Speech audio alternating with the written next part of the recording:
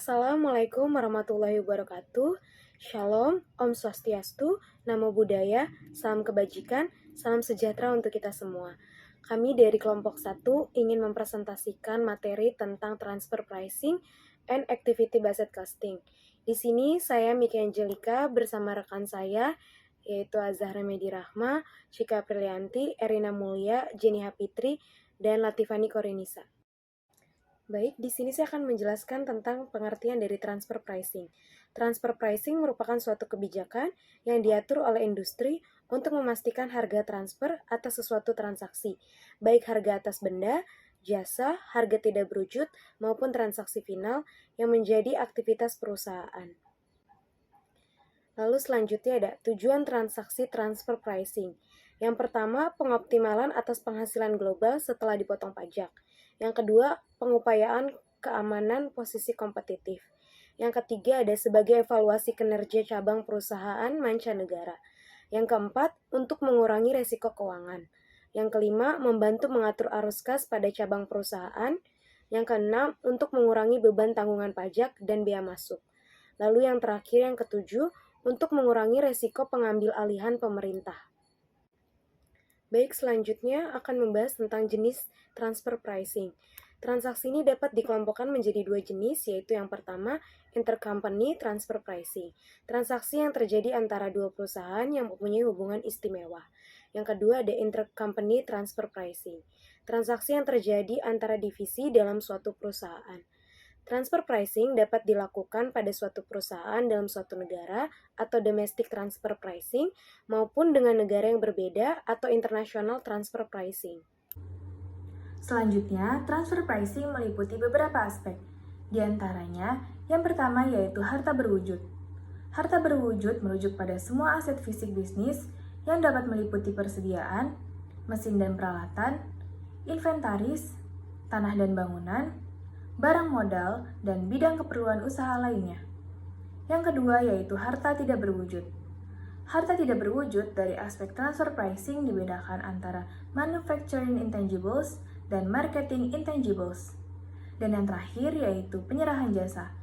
Dari aspek harga transfer, penyerahan jasa kepada pihak yang mempunyai hubungan istimewa dapat berkisar dari yang sederhana seperti jasa rutin akuntansi dan legal, jasa teknis antar perusahaan, hingga pengiriman karyawan. Berikut metode dari transfer pricing. Yang pertama yaitu harga transfer dasar biaya atau cost-based transfer pricing, yang mana perusahaan yang menggunakan metode transfer atas dasar biaya menetapkan harga transfer atas biaya variabel dan tetap yang bisa dalam 3 pemilihan bentuk yaitu biaya penuh atau full cost, biaya penuh ditambah markup atau full cost plus markup, dan gabungan antara biaya variabel dan tetap atau variable cost plus fixed fee. Yang kedua yaitu harga transfer atas dasar harga pasar atau market basis transfer pricing, yang mana apabila ada suatu pasar yang sempurna, metode transfer pricing atas dasar harga pasar itulah merupakan ukuran yang paling memadai karena sifatnya yang independen. Namun, keterbatasan informasi pasar yang terkadang menjadi kendala dalam menggunakan transfer pricing yang berdasarkan harga pasar.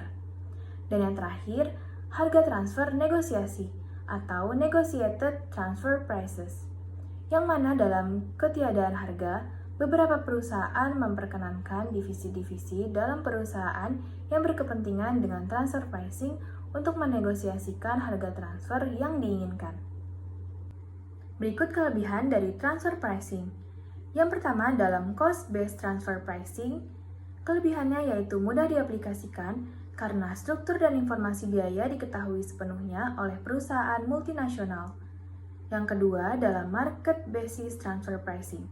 Kelebihannya yaitu relatif menjamin kewajaran harga baik pada ex ante maupun ex post. Dan yang terakhir, dalam negotiated transfer pricing, kelebihannya yaitu setiap entitas dalam grup memiliki sifat otonom sehingga mendorong kinerja mereka. Kelemahan transfer pricing. Yang pertama itu tidak semua produk mempunyai harga pasar. Yang kedua, penghematan tidak dapat dinikmati bersama. Yang ketiga itu harga pasar tidak selalu sama dengan harga yang tercantum di daftar harga. Lebih sulit lagi jika harga pasar sangat fluktuatif. Motivasi transfer freezing di Indonesia. Terdapat beberapa hal yang menjadi motivasi untuk dilaksanakan manipulasi harga di Indonesia. Berikut rinciannya. Yang pertama, pengurangan objek pajak. Yang kedua, penurunan pengaruh depresiasi. Yang ketiga, pelonggaran pengaruh pembatasan kepemilihan luar negeri. Yang keempat, menguatkan tuntunan kenaikan harga ataupun potensi terhadap saingan impor. Yang kelima, memperkecil akibat pembatasan dan juga ketidakpastian terhadap resiko kebijakan usaha perusahaan luar negeri. Activity based costing merupakan penentuan harga pokok produk yang ditujukan untuk menyajikan informasi harga produk secara cermat untuk kepentingan manajemen. Dengan mengukur secara cermat konsumsi sumber daya dalam setiap aktivitas yang digunakan untuk menghasilkan produk. Meskipun activities-based costing memiliki banyak kekurangan, namun jika perusahaan mampu melakukan implementasi yang sukses, akan membawa pengaruh manfaat yang lebih besar bagi perusahaan, yaitu yang pertama, untuk membantu dalam mengambil keputusan perusahaan. Yang kedua, akan menghasilkan harga yang lebih baik dan mampu bersaing dengan produk yang sama.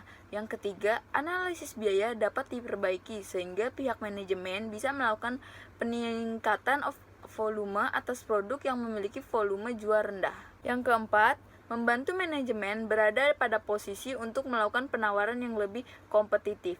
Yang terakhir, yang kelima, melalui analisis data biaya dan pola konsumsi sumber daya, pihak manajemen bisa melakukan rekayasa ulang proses produksi dari bahan baku sampai jadi untuk mencapai mutu terbaik yang lebih efektif dan efisien.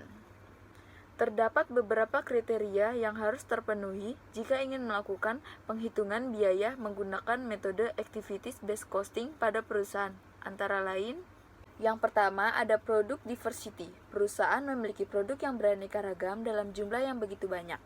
Dalam konteks ini, semakin beragam produk yang dihasilkan, maka semakin beragam pula aktivitas yang dilakukan perusahaan. Yang kedua, ada support diversity. Perusahaan memiliki beragam aktivitas yang mengakibatkan tingginya pengeluaran biaya overhead atau biaya tak terduga, sehingga perusahaan merasa kesulitan melakukan pemetaan biaya tidak terduga di dalam perusahaan. Yang ketiga, common process. Tinggi rendahnya tingkat aktivitas yang dilakukan secara bersamaan untuk menghasilkan produk-produk tertentu di mana perusahaan mengalami kesulitan untuk memisahkan biaya masing-masing produk. Yang keempat, ada periode cost allocation. Tersedianya sistem akuntansi biaya untuk mengalokasikan biaya periode secara akurat dan berkala dengan jangka waktu tertentu dalam suatu perusahaan. Hal tersebut dilakukan untuk memperkecil biaya produksi dengan menjadikannya proporsi yang paling besar dalam pembiayaan perusahaan. Yang kelima ada rate of growth of period cost. Adanya tingkat kecepatan pertumbuhan biaya dalam setiap periode sepanjang tahun. Yang keenam ada pricing freedom. Adanya independensi perusahaan dalam menentukan harga sehingga menghasilkan produk yang menguntungkan. Yang ketujuh ada period ratio. Kemungkinan terjadi distorsi biaya produk secara material karena berkaitan dengan beberapa besar tingkat pengaruhnya pada penurunan atau kenaikan biaya. Yang kedelapan ada strategic conditionaries. Informasi biaya yang dikeluarkan perusahaan biasanya dapat mempengaruhi proses pengambilan keputusan. Yang kesembilan ada cost reduction effort. Perusahaan memiliki laporan yang akurat terkait alokasi biaya periode untuk pengambilan keputusan internal manajemen perusahaan. Yang kesepuluh ada analysis of frequency. Tingkat rendahnya jumlah aktivitas yang dilakukan perusahaan tentu saja mempengaruhi dengan analisis biaya pada suatu produk perusahaan. Lalu selanjutnya ada kelebihan activity-based costing. Yang pertama, memudahkan manajemen untuk mendapatkan informasi produk cost assignment yang secara akurat. Yang kedua, membantu manajemen untuk menelusuri dan mengidentifikasi cost driver ke dalam pool activity. Yang ketiga, mempermudah aktivitas perencanaan dan pengendalian overhead cost dengan adanya pool cost activity. Yang keempat, activity-based cost memberikan peluang untuk melakukan desain cost reduction activity terhadap produk yang akan diproduksi. Yang kelima, meningkatkan kemampuan manajemen dalam menyusun cash flow perusahaan dengan memisahkan biaya ke dalam cost pool activity. Kekurangan sistem ABC yaitu pengeluaran biaya dan waktu yang digunakan sangat mahal. Yang kedua, metode penggunaannya sangat kompleks. Yang ketiga, laporan ABC tidak sesuai dengan prinsip akuntansi. Komponen-komponen dalam sistem ABC yang pertama adalah resources atau sumber daya. Sumber daya merupakan tempat organisasi membelanjakan uang mereka dalam kategori biaya yang dicatat. Yang kedua, resources drivers atau penggerak sumber daya. Dasar untuk menelusuri sumber daya ke aktivitas. Yang ketiga adalah aktivitas. Aktivitas sendiri merupakan unit kerja. Rumus dari sistem ABC adalah total biaya utama sama dengan biaya utama dikali volume produksi. Total biaya overhead sama dengan biaya overhead dikali volume produksi. Harga per unit sama dengan total biaya utama dikali total biaya overhead dikali jumlah unit yang diproduksi, sama dengan biaya utama dikali volume produksi ditambah biaya overhead dikali jumlah produksi dikali jumlah unit yang diproduksi. Baik, sekian hasil presentasi dari kelompok kami. Kurang lebihnya mohon maaf dan terima kasih. Jangan lupa di like, komen, subscribe, dan share ke teman-temannya ya. Dah.